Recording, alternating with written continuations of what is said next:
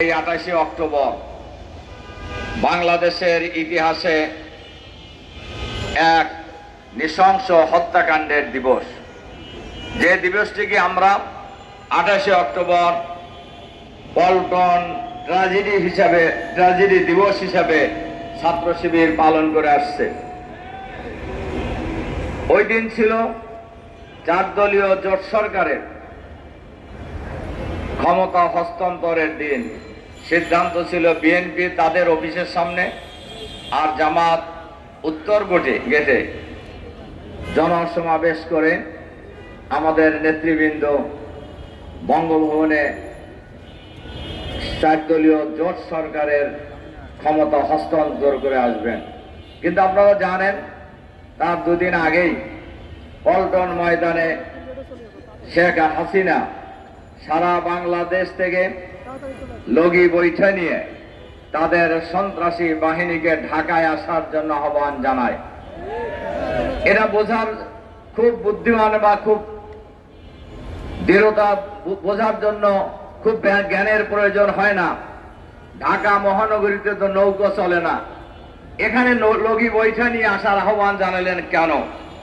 এই আহ্বানের মধ্য দিয়েই হত্যাকাণ্ডের গন্ধ পাওয়া যায় এবং তার নির্দেশ অনুযায়ী তারা ঢাকা মহানগরীতে রাজধানীতে এসে সারা দেশ থেকে লগি বৈঠা এবং আগ্নেয়াস্ত্র নিয়ে জড়ো হয়।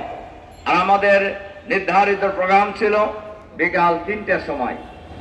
আর সকালবেলায় আমাদের নেতা কর্মীরা স্টেজ তৈরি করার কাজ করছে। স্টেজটা ঠিক এই অল্প একটু ডান দিকেই রাস্তার ওই পারে আমাদের স্টেজ ছিল।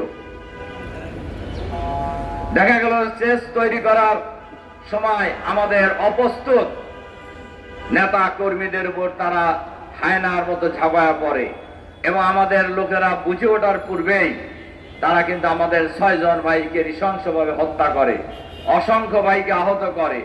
কিন্তু তারা কিন্তু এই পল্টন মোড় কোন সময় পার হইতে পারে নাই। এবং আপনারা দেখেছেন অনেক দলই সাউন্ড গ্যানেটের আওয়াজ শুনে মঞ্চ ছেড়ে পালায় চলে গেছে। কিন্তু আমাদের নেতারা, আমরা ওই দিন এসেছি পল্টনে 3টায় ঠিক মিটিং শুরু হয়েছে।